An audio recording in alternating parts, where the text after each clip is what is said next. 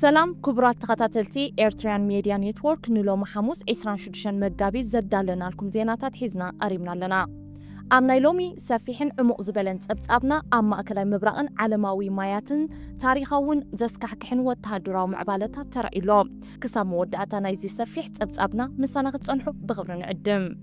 كبرات تخطاتلتي نابت زرزرات زينا خنقاتون كلنا فلما كاب رئيس كتما أمريكا واشنطن دي سي زمت حبريتا كنجمر بريزيدنت أمريكا دونالد ترامب لو منكو بمنقد ناي جزار أسو محبراوي مربب حبريتا زخونة تروس شوشال أبزر قحنوي صحف قبل علم عرابوين مشاركتو بفلاي دما قبل عدلتي حيال وتهدراو كيران نيتو برتعنا قفيتا أوريدو لهم بريزيدنت ترامب أبتحفو هاجرات نيتو نتا بعبدان اتلله حج دما بوتهدراوي مداي بأمريكا زعنوت هاجر إيران مقطعم زقوبرو ولا حانت النجر يلن كبل بتري قليتهم بقالاتنا بريزيدنت دونالد ترامب كم زلوا كننببلكم هاجرات نيتو نتا بعبدان اتلله حج دما بوتهدراوي مداي زعنوت هاجر إيران مقطعم زقبرو فتصم ولا حانت النجر يلن هاجر أمريكا كاب نيتو اتدليو زخونه يكون حاجز يلن جناخه إذا أقدس زخونة تاريخونت بزي فتشمكم كي ترسعوا بمبال ترامب بعبيتي في دلات حفو أنكقوم إذا حيال مجلس إزي ترامب نمشارك تهجرات أوروبا أبتي بواشنطن إسرائيل بحبار زبقس أخينات أقول دقف أي هابان بمبال نزل جمرو تدقاقا من غفيتان قطعن زغط المخانو يزحبار ولقو أمريكان إسرائيل نتمت كعتك جمرو أنكلوا نمشارك تهجرات أوروبا وقعوا حبريتا انت زي حبا ترامب جن إذن هاجرات أبقودنا أمريكا دوب زي مبالن أمريرو ينقفالهم ننجرات أنت أتيرو زغربة تنتاني بوليتيكا مايك كلارك بزعباز قداك قلت سنكلا إزوة تحدراو السرحيت بعلو كم تزتمد دبلو يخيدو كانتلو ببوليتيكاوي مدايقن زبتاتنن نتصور ما أزن زحازة أيكونن يلوم يغن نبر بوليتيكاو سممع كساب حجي أي ترائن بمبال قليتوهم بتوسعي بريزيدنت أمريكا دونالد ترامب أب كتما واشنطن أبز تخايد مدب متأخخاب جنزف سلفي ريبابليكان أبز اسمعو أز يسفح مدرة إيران مس أمريكا وعل كتقبر بورتو عدليت كمزلوا قليتهم ترامب كمزبولو إيراناوين وعل كقبرو أز يوم يمزدلو يزلو قناخة أب تاريخ عالم كمزنا حج مرحي إيران كوينو نخمرح زايد اللي مرحي هاجر ترأيو أي فلت إني بمبال تزاري بلوم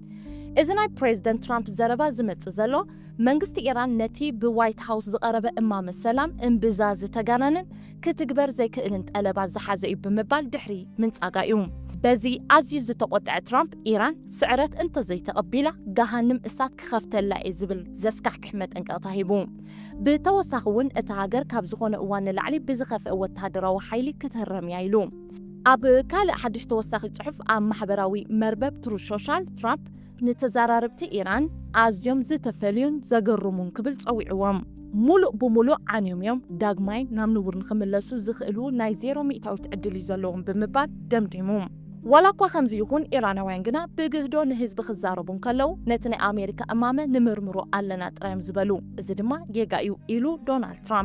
ترامب وسيخو بأقوو أبز قداي عقوبات كخونو يمرت مغنياتو حانساب زيقزي مسحلفة ندحريت مملاس زبها ليلن اتز سعب كونتا دما أزيو زسكحكح كخوني كبل مودعتا زي بلومات انكرتا أم حلاليفهم نزو قداي كم مبرهن موساق كبرات خطاتلتي بربع منستر قدايت وزعي هاجر إيران زخون عباس أب زهابو وقعو مجلتي إيران أبز وانزي زخون ناي مزرراب مدب يبلان إلو نيرو ات منستر كم زقلتو قلم الاختطاط بمجد فتو تهاجرات محلالي فوقو أنت نبرا الزقن اتزاته موسو زمساسل زخونه يكون ركب أي نبرن بمبال نتي ناي بريزيدنت أمريكا دونالد ترامب مجلتي بعلي نتي قوام إذا ناي قالت من لو وقدما نتأمنغو أمريكان إيران نزلو وطري نابزل على ترزو أبتح ويركب كبرات خطاتلت زينا إيرتران ميديا نيتورك كاب قداي بوليتيكا وركبات أمريكان إيران نابتا أبايتا بقبر الزكاي زلو برتعو وتهدرا وقجت كنسجر كاب مأكل مبرأ بزمتنا نايلو مهوتو زينا مسرت منستر مكلخال هاجر إسرائيل زخونة إسرائيل كارتاز لومي أبزهاب وقعو مجلتي حيل بحري إسرائيل بزكايدو حيال دبداب نفرتي نلعلواي عزازة حيل بحري نايت فلوت حلوة صورة إيران زخونة جنرال علي رازا تانجسيري كمز قتلو بعلي أرغاقيتهم إذا سقمتزي أبتي زوبا مأكل مبرأ عبي وتهدران بوليتيكاون تلوا كهلوا مخانو بزحات تنتنت بوليتيكا تتبيتي قبروم ብተወሳኺ ወተሓደራዊ ሓይሊ እስራኤል ኣብ ልዕሊ ሃገር ኢራን ሰፊሕ ዝርግሕ ዘለዎ ማዕበላዊ መጥቃዕቲ ከም ዘካየደ ኣፍሊጡ እቲ ናይ እስራኤል ሰራዊት ኣብቲ ዝወፀ ሓድሽ መግለፂ ከም ዘነፀሮ ነዚ መጥቃዕቲ ዘካየደ ኣብ ዝተፈላለዩ ከባቢታት ኢራን ኣብ ዝርከቡ ትሕቲ ቅርፅታትን ወተሓደራዊ ማእከላትን ምዃኑ ሓቢሩ ብዛዕባ ዝሰርሕ ዝምልከት ዝያዳ ዝርዝራዊ ሓበሬታ ኣብ ቀጻሊ ከም ዝህብ ድማ ኣተንቢህሎም እዚ ሰፊሕ መጥቃዕቲ እስራኤል ነቲ ኣብ መንጎ ክልቲአን ሃገራት ዘሎ ግጭት ናብ ሓደ ሓድሽን ሓደገኛን መድረኽ ዘሰጋግር ምዃኑ ተገሊጹሎም ብዛዕባ እዚ ብእስራኤል ዝተቐትለ ላዕለዋይ ኣዛዚ ሓይሊ ባሕሪ ሓለዋ ሰውራ ኢራን ጀነራል ዓሊ ረዛ መንነትን ድሕረ ባይታን ምስ ንርኢ ከም ጸብጻብ ናይ ቢቢሲ ፋርስ ጀነራል ዓሊ ረዛ ኣብ 2018 ዓመተ ምህረት ከም ላዕለዋይ ኣዛዚ ሓይሊ ባሕሪ ናይ ሓለዋ ሰውራ ኢራን ኮይኑ ተሸይሙ ዕድሚ ዝላዕለዋይ ሹመት ዝመሓዙ ድማ ካብ 2010 ጀሚሩ ከም ምክትል ኣዛዚ ሓይሊ ባሕሪ ኮይኑ ንነዊሕ ዓመታት የገልግል ነይሩ ታንግሪሲ ብተሪር መርገፂኡን ዜማት ወተሃደራዊ መግለፂታቱን ዝፍለጥ ኣዛዚ ነይሩ ንኣብነት ኣብ ዝቐረበ እዋን ካብ 10 መጋቢት ናይዚ ዓመት ጀሚሩ ብስሙ ዝንቀሳቐስ ናይ ኤክስ ማሕበራዊ መራኸቢ ሓበሬታ ንጡፍ ነይሩ ማዕከናት ዜና ኢራን እውን ካብዚ ኣካውንት ዝወፅእ ጽሑፋት ብሰፊሑ ይጥቀማሉ ነይረን ታንግሪሲ ኣብዚ ማሕበራዊ መርበብ ኣብ ዝዝርግሖም ጽሑፋት ብዛዕባ ተኣዝዩ ስትራቴጂካዊ ዝኾነ ጸቢብ ባሕሪ ሆርሙዝ ብተደጋጋሚ የጠንቅቕ ነይሩ እዩ ኣብ ሓደ ካብ ጽሑፋቱ ዝኾነት ምስቶም ኣብ ልዕሊ ኢራን መጥቃዕቲ ዝፍጽሙ ወረርቲ ርክብ ዘለዋ መርከብ በዚ ጸቢብ ባሕሪ ሆርሙዝ ናይ ምሕላፍ ወላ ሓንቲ መሰል ወይ ፍቓድ የብላን ክብል ብትሪ ኣጠንቂቑ ነይሩ ጀነራል ታንግሪሲ ኣንጻር ኣሜሪካን እስራኤልን ኣብ ዝሓለፈ እዋናት ሓያሎ ተሪር መግለፂታት ዝሃበን ዘይድህለል ኣዛዝን እዩ ነይሩ ንድሕሪ ተመሊስና ታሪኹ ምስ ንርኢ ኣብ 2019 ሰደድ ነዳዲ ሃገር ኢራን ብዝኾነ ይኹን ምኽንያት እንተደኣ ተሰናኺሉ ወይ ጠጠው እንተኢሉ ንጸቢብ ባሕሪ ሆርሙዝ ሙሉእ ብምሉእ ከም ዝዓጽዎ ዘስካሕክሕ መጠንቀቕታ ሂቡ ነይሩ ብተወሳኺ ኣብ 2019 ዓመተ ምህረት ኢራን ንሓንቲ ናይ ኣሜሪካ ናይ ስለያ ድሮን ኣብ ጥቓት ጸቢብ ባሕሪ ሆርሙዝ ምስ ሃረመታን ምስ ሰውደቐታን ክፍሊ ትሬጀሪ ኣሜሪካ ንዓሊ ረዛ ታንግሪሲ ምስ ካልኦት ኣዘዝቲ ሓለዋ ሰውራ ኢራን በሓባር ኣብ ትሕቲ ጽኑዕ እገዳ ከም ዝኣትዉ ገይርዎም ነይሩ ሕጂ ብሞት ዝለዓለዋይ ኣዛዚ እቲ ኣብ ማእከላይ ምብራቕን ቀይሕ ባሕርን ዘሎ ወጥሪ ዝያዳ ከም ዝብእስ ክኸውን ከም ዝኽእል ግምታት ኣሎም ኣብ ካልእ እዋናዊ ዜናና ካብ ዶባት ማእከላይ ምብራቕ ወፂና ናብ ዞባ ጸሊም ባሕሪ ከነብል ኣብኡ እውን ሓደ ዓብዪ ማያዊ ወተሃደራዊ መጥቃዕቲ ተፈጺሙሎ ህፁፅ ዜና ከም ዝሕብሮ ሚኒስተር መጓዓዝያ ሃገረ ቱርኪ ዝኾነ ኣቶ ዓብደልቃድር ኡራሎግሉ ሎሚ ኣብ ዝሃቦ ወግዓዊ መግለፂ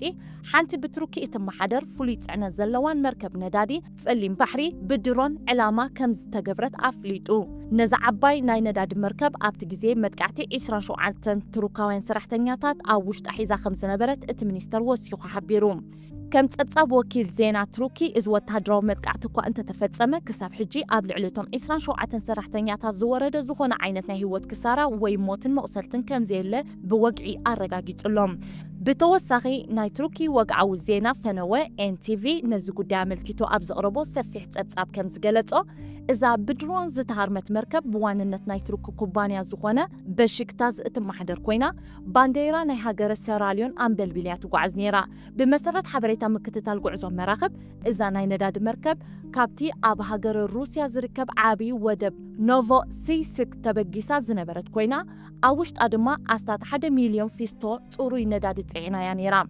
ኣብ ክንዲዚ ዝኣክል ዓብዪ መጠን ዘለዎ ናይ ሩስያ ነዳዲ ጽዒና ትጓዓዝ ዝነበረት መርከብ ብኸምዚ ዓይነት ሃንደበታዊ ወተሃደራዊ መጥቃዕቲ ዕላማ ምግባሩ ኣብ ጸጥታ ናይቲ ዞባ ኣብ ዋጋ ነዳዲ ዓለምን ዓብዪ ሻቕሎት ፈጢሩሎም እዚ ኣብ ልዕሊ ንብረት ቱርኪ ብፍላይ ከዓ ኣብ ንግዳዊ መጓዓዝያ ነዳዲ ዝተፈጸመ መጥቃዕቲ ነቲ ኣብ ከባቢ ጸሊም ባሕሪ ዘሎ ኩናት ዘስዓቦ ወጥሪ ዝያዳ ዘጋድድ ከም ዝኾነ ብዙሓት ይሰማምዑ ኣብ ናይ መወዳእታ ዜና ክንሰግር ክቡራት ተኸታተልቲ ብዛዕባ እቲ ኣብ ኢራንን ኣብ ማእከላይ ምብራቕን ዝካየድ ዘሎ ኩናት ሓድሽ ስትራቴጂካዊ ርእይቶ ካብ መንግስቲ ብሪጣንያ ወፂሎም ጸሓፊ ምክልኻል ብሪጣንያ ጆን ሄሊ ኣብ ዝሃቦ እዋናዊ መግለፂ ፕሬዚደንት ሩስያ ቭላድሚር ፑቲን ኣብዚ ሕጂ ኢራን ምስ ኣሜሪካን እስራኤልን ተካይዶ ዘላ ግጭት ዝዓበየ ተራ ከም ዘለዎን ብፍላይ ድማ ኣብ ወተሃደራዊ ስልትታት ኢራን ከም ስውር ኢድ ኮይኑ ንኢራን ይመርሓይ ንሕግዛን ከም ዘሎ ከቢድ ክሲ ኣቕሪቡ ጸሓፊ ምክልኻል ብሪጣንያ ጆን ሄሊ ከም ዝገለጾ ፑቲን ነዚ ናይ ኢራን ኩናት ንዘለዎ ረብሓታት እዩ ዝጥቀመሉ ዘሎ ብፍላይ እዚ ኣብ ማእከላይ ምብራቕ ዘሎ ግጭት ሩስያ ኣብ ልዕሊ ዩክሬን እተካይዶ ዘላ ኩናት ዓቢ ረብሓ ከም ዘምጻላ ብቐጥታ ይሕብር ምክንያቱ እቲ ኣብ ማእከላይ ምብራቕ ዘሎ ወጥሪ ንኣሜሪካን ምዕራባውያን ሃገራትን ኣቓልቦኦም ካብ ሃገረ ዩክሬን ናብ ሃገረ ኢራንን እስራኤልን ከም ዝከፋፈል ስለ ዝገበሮ እዚ ንቭላድሚር ፑቲን ፍጹም ወተሃደራውን ፖለቲካውን ረብሓ እዩ ዝፈጥረሉ ክብል ኣረዲኡ። ነዚ ናይ ብሪጣንያ ክሲ ዘደልድል ሓበሬታ ጋዜጣ ዘ ጋርዲያን ኣውፅያቶላ። ብመሰረት ጸብጻብ ጋዜጣ ዘ ጋርዲያን ካብ ዕለት 28 ለካቲት በኣሜሪካን እስራኤልን ኣብ ልዕሊ ኢራን መጥቃዕቲ ዝተፈጸመሉ እዋናት ሒዙ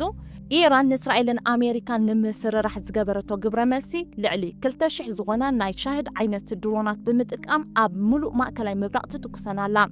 እዘን ሻህድ ዝበሃላ ነዊሕ ርሕቀት ዝጓዓዛ ብዘይ ሰብ ዝንቀሳቐሳ ነፈርቲ ብቐንዱ ብሃገር ሩስያ ኣብ ልዕሊ ዩክሬን ኣብ ዝካየድ ዘሎ ኩናት ብሰፊሑ ክትጥቀመለን ዝጸንሐት ኣዝየን ሓደገኛ ኣጽዋርየን። ኢራን ነዚ ዓብ ቁፅሪ ዘለዎ 2,000 ድሮናት ናይ ሩስያ ስልቲ ተጠቒማ ናብ ማእከላይ ምብራቕ ምትኳሳ እቲ ናይ ብሪጣንያ ጸሓፊ ምክልኻል ጆን ሄሊ ዝበሎ ስውር ኢድ ፑቲን ዘረጋግጽ ታሪኻዊ ጭብጢ ምዃኑ ወተሃደራውያን ተንተንቲ ብሰፊሑ ይገልጽለዉ። ኢራንን ሩስያን ካብ ወተሃደራዊ መዳይ ብፍላይ ድማ ኣብ ቴክኖሎጂ ድሮናት ዘለዎን ጥቡቕ ምትሕግጋዝ ነቲ ሕጂ ኣብ ማእከላይ ምብራቕ ዘሎ ኩናት ኣዝዩ ምዕራባውያን ሓይልታት ፈታኒ ገይርዎሎም። እዚ ስልቲ እዚ ሩስያ ብቐጥታ ኣብቲ ኩናት ከይኣተወት ንኢራን ብምሕጋዛ ንኣሜሪካ ኣብ ማእከላይ ምብራቕ ተጸሚዳ ከም እትውዕል ናይ ምግባር ስትራቴጂዩ ዝብል መደምደምታ ኣሎ። ክቡራት ተኸታተልቲ ኤርትራን ሜድያ ኔትወርክ እዚ ሎሚ ብሰፊሑ ዝሰማዕናየን ዝረኣናዮን ዝርዝር ዜናታት ዓለምና ብሓፈሻ ማእከላይ ምብራቕ ድማ ብፍላይ ኣብ ከመይ ዝበለ ሓደገኛን ተነቃፊ እዋን ትርከብ ከም ዘላ ብንጹር ዘርእዩ። ካብቲ ፕሬዚደንት ኣሜሪካ ዶናልድ ትራምፕ ኣብ ልዕሊ ኔቶ ዘርኣዮ ናይ ቁጥዕ መግለጺታት ብምጅማር እስራኤል ንላዕለዋይ ኣዛዚ ሓይሊ ባሕሪ ኢራን ዓሊ ረዛ ታንግሪሲ ብምቕታላ ኣብ ጸቢብ ባሕሪ ሆርሙዝ ዘስዓቦ ከቢድ ስጋት ከምኡውን ምክልኻል እስራኤል ብሰፊሑ ኣብ ትሕቲ ቅርጺ ኢራን ዝፈጸሞ ደብዳብ ነፈርቲ ኣዚና ብዕምቆት ርኢናዮ ኣለና። ብተወሳኺ እውን ትራምፕ ኣብ መደርኡ ኢራናውያን ተዘራረብቲ ውዕል ንምግባር ይልምኑ ከም ዘለውን ኣሜሪካ ግን ነዚ ሕጂ ዘሎ ናይ ጠፍኣት ኩነታት ንምቕያር ዝኾነ ንድሕሪት ምምላስ ከም ዘይብላ ብኣንጻሩ ሚኒስተር ጉዳያት ወጻኢ ኢራን ዓባስ ናይ ምዝርራብ መደብ ከም ዘየለ ገሊጹ ክነሱ እዚ ናይ ቃላት ኩናት ባዕሉ ሓደ ዓብዪ ፖለቲካዊ ቅልውላው ፈጢሩሎም። እዚ ኩሉ እናቐጸለን ከሎ እታ ብቱርኪ እትመሓደር 1 ሚልዮን ፊስቶ ነዳዲ ጽዕና ዝነበረት መርከብ ኣብ ጸሊም ባሕሪ ብድሮን ዕላማ ኮይና እቲ ግጭት ድማ ካብ ማእከላይ ምብራቕ ወፂኡ ናብ ዓለም ለኻዊ ማያት ከም ዝተላብዐን ውሕስነት መጓዓዝያ ነዳዲ ዓለም ኣብ ሓደጋ ከም ዝኣተወን ብወግዒ ኣረጋጊጽልናሎም። ኣብ መወዳእታ እቲ ጸሓፊ ምክልኻል ሃገረ ብሪጣንያ ጆን ሄሊ ዘውፅኦ መግለጺ ሩስያ ብፍላይ ድማ ፕሬዚደንት ቭላድሚር ፑቲን ንኢራን ከም መሳርሒት ብምጥቃም ወይ ከም ስውር ኢድ ኮይና ነቲ ልዕሊ 2,000 ናይ ሻህድ ድሮናት ዝተኮሰትሉ ዘስካዕካዕ ኩናት ምእንቲ ሩስያ ኣብ ዩክሬን እተካይዶ ወፍሪ ንምዕዋት ይጥቀመሉ ከም ዘሎ ዝሓበረ መግለጺ ኩናት ማእከላይ ምብራቕን ኩናት ዩክሬንን ብሓደ ገመድ ዝተኣስረ ምዃኑ ደምዲምልናሎም። እዚ ኩነታት እዚ መዓስን ብኸመይን መዕለቢ ከም ዝረክብ መጻኢ መዓልታት ዝምስክሮ ክኸውን እዩ። ንሎሚ ኤርትራን ሜድያ ኔትወርክ ሒዝናልኩም ዝቐረብና ዜናታት ነዚ ይመስል።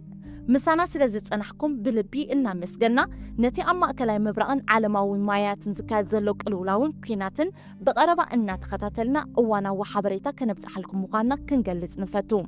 ምሳኹም ዝጸናሕኩ ጋዜጠኛ ዳናይ ገብረ ህይወቴ። ብኻልእ ዜና ክሳብ እንረኸብ ሰናይ ቅነ።